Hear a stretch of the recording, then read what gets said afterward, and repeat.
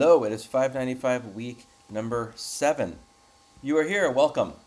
So, this week, what are we talking about? Digital citizenship and how it plays into character education.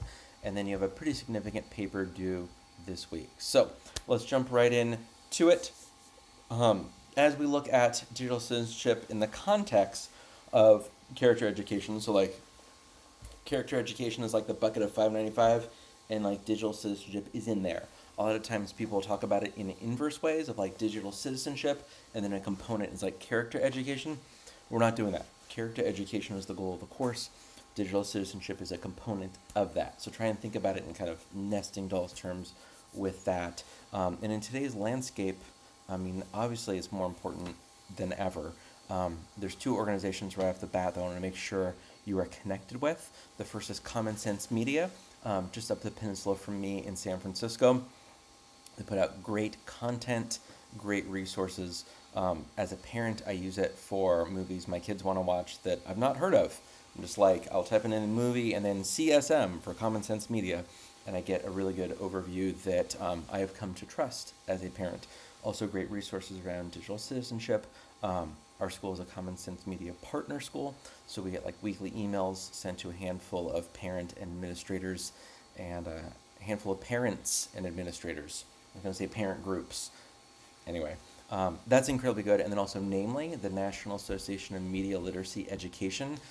It's not explicitly around digital citizenship, but for me, a lot of what digital citizenship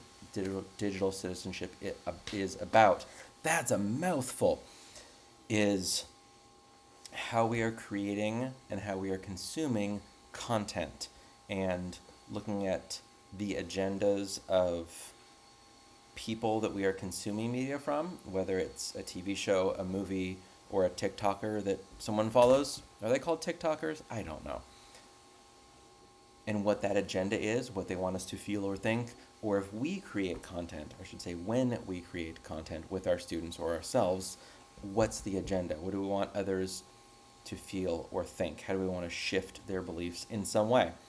This video is very simple. I want you to better understand week 7, character education, better develop your educational skills in general, and be a leader in the field of education. That is my agenda. And you are in this course for that reason. Um, so that's digital citizenship, Common Sense Media, and namely, um, and it's one of those where you can skip it, whatever grade you're teaching, but at some point you're going to have to address it. You're going to spend time on it, whether it's proactively or reactively. A lot of people talk about 3 components to digital citizenship: being safe online. There's usually a component around cyberbullying, and there's how we behave online, like online etiquette, digital etiquette.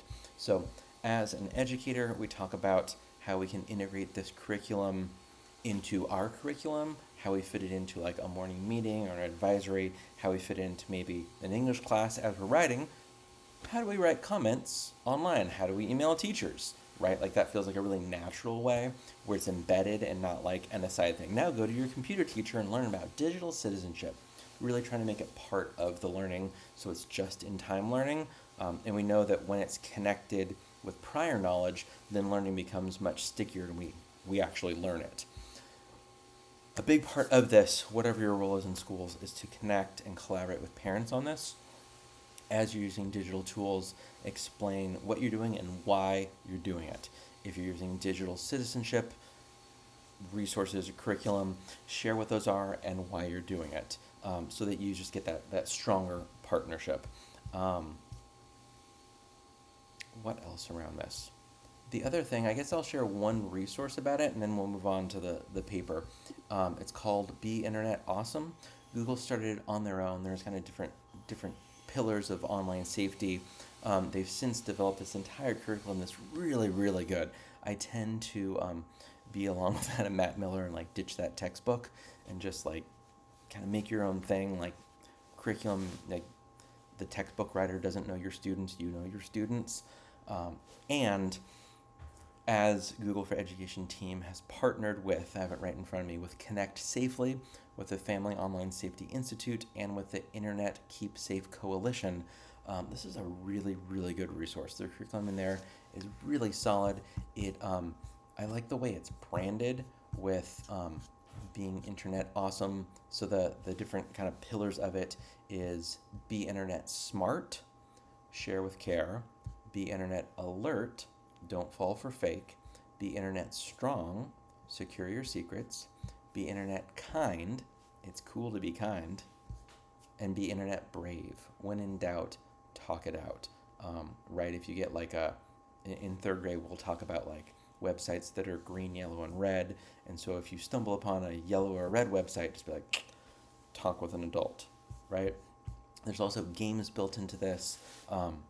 Fourth grade feels a little young for this, and eighth grade starts to feel a little old for this. Although there's components that you can scaffold up or down, in some ways even to K-16. Like I could talk about it with you, mostly as an educator, but there's also components around like fishing that we could talk about.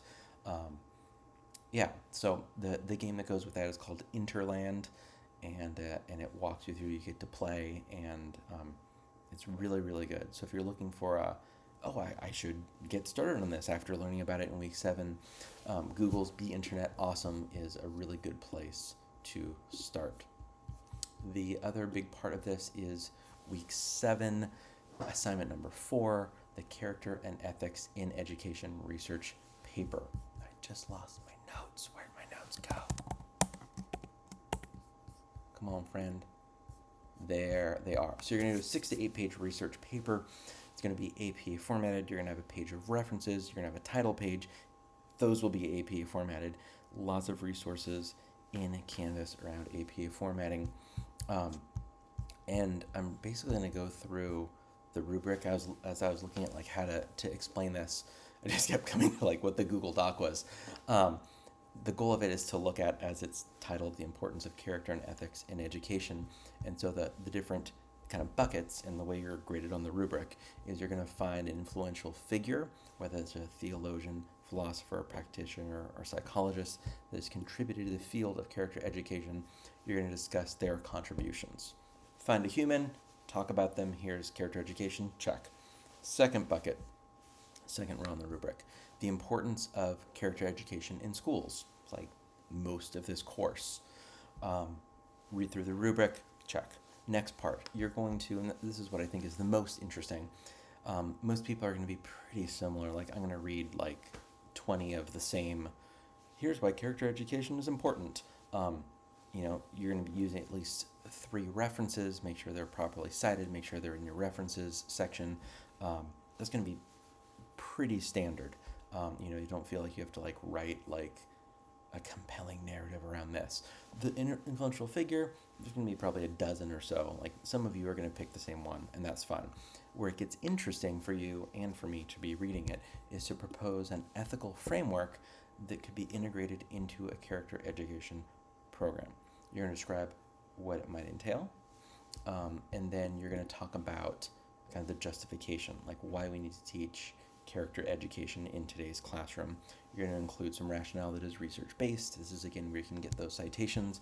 You need at least 3 scholarly references. Blog posts are not scholarly references, so make sure they're scholarly references. It's also really good practice for your capstone coming up. What else in my notes? I think that is it. Let me look over our discussion board. Even though it's called discussion board number 1, there is just one. It's around digital citizenship. It's how it fits into character education. It's what the assignment is about. It's what the videos this week are about. The video you're going to be watching is Harry Dyer from a TEDx event talking about social media in education. This is where I think Namely around media literacy is a really good connection. Namely typically doesn't fit right in with digital citizenship, but as we talk about social media and how we create and consume, getting connected in with Namely would be a great thing. You should be a member of Namely. It's one of those where it's typically been higher ed educators. I've been on the board for 2 full years now. It's pretty cool. extraordinary group of humans on that board doing really good work, and they're really working to get more K-12 educators. So that space currently is not a lot of K-12 educators, but please join. I believe it's free to join. You're welcome to also give to Namely if you want. People need to. It's important doing work, and they do really good work. Conference is really great. I helped co-chair the conference this past summer, and will be co-chairing the upcoming conference. Really good organization, great resources, great community of people, great community on a platform. It's good stuff, and it connects really well with that TEDx talk that you're going to be watching. I talked about that. I'm looking at my open tabs to make sure I covered all of that, and that is all for week 7. Yes. Reach out with questions. Look forward to reading what you've got, and then week 8 we're on the home stretch. So happy week 7, everybody.